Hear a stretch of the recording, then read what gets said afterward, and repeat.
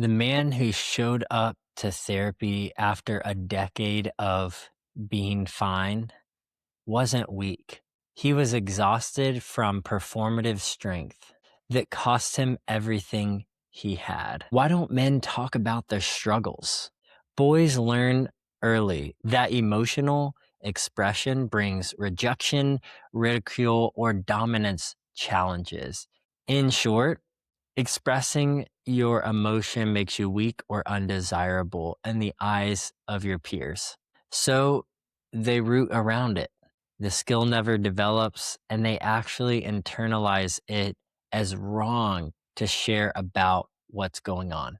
Research also tells us many of us men struggle with something called alexithymia, which is just a big fancy clinical term for the impairment and inability to express your emotions, both in variance, so how many different types of words you can use to express your emotions, and depth, how understanding and aware you are of the emotions that you can name.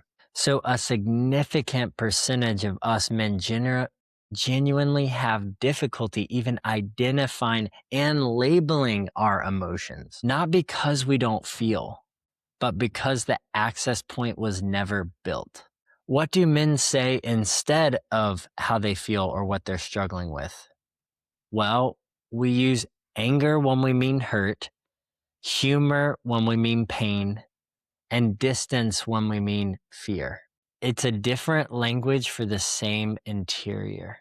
That's why you can't take a man's expression at face value. If you ever see someone who is stoic or avoidant or always tries to be funny or talk a lot, those aren't his real deepest expressions as a person. Those are avoidant tactics and conditioned coping skills to help them normalize how they socialize in the world. There's also what we call the strength paradox going on. And this is the same emotional suppression that help men survive certain environments becomes the very thing that destroys them in relationships and health. These survival skills were necessary at some point because maybe your home was chaotic or the people around you weren't safe, and so you couldn't fully be yourself or joke or share something because people were rude, insensitive, or insecure themselves. And it's important at the time to safeguard your emotions and to keep them protected because they weren't because exposing them wouldn't be best for you. But then you move on in life, you learn to self regulate. And in those relationships, in those social scenarios, those same survival skills kick in. But guess what? You don't need them anymore, but you're running on autopilot. And so you use them because that's what you know, but it's not helpful. It's like putting a square in a round hole. We have to learn to replace those survival skills with healthy, functional skills.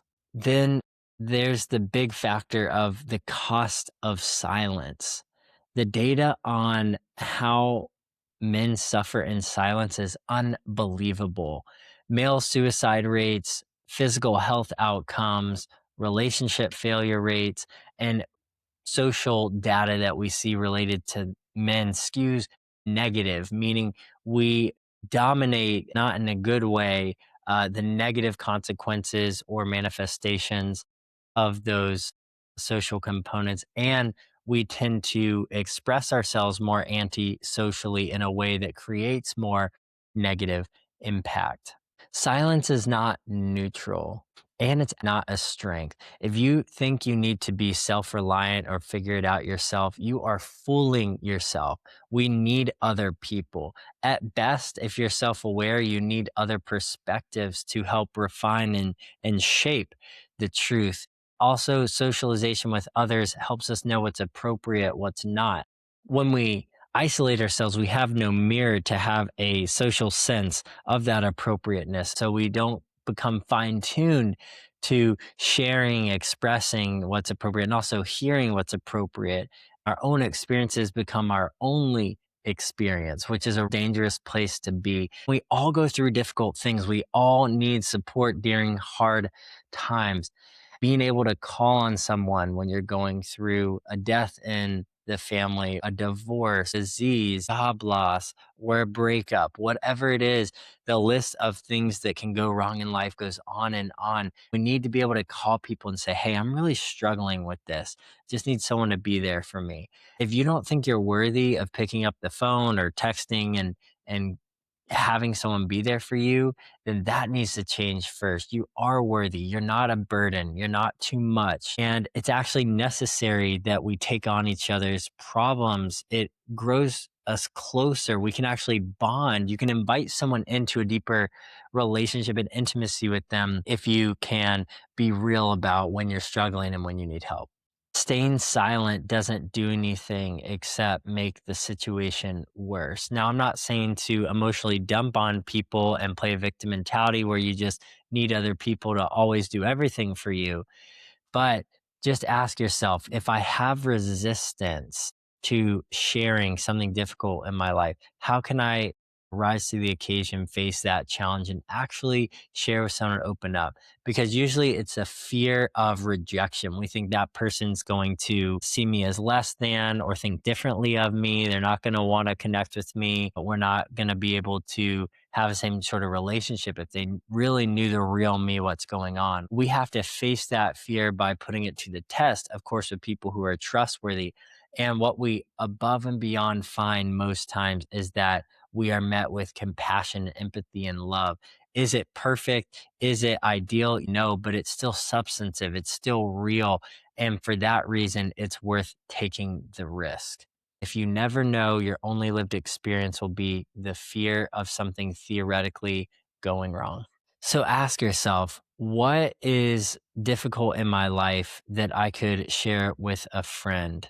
What are some signs that it may be appropriate to share? Also, how can I make space to be that for someone else? If someone mentions, yeah, my grandfather's really sick, he's about to pass, don't just say, oh, that sucks, and move on. Really be there and listen. Express your emotions. Wow, that makes me really sad to hear. Are you close to him? Just asking follow-up questions does so much. And it's a ping pong, it's a back and forth. And it doesn't mean it's a one for one, meaning you're trying to one up each other in comparative suffering or need to share things, or the bad kind of comparison and undersharing. You continue to withhold more and more, going back and forth in that way.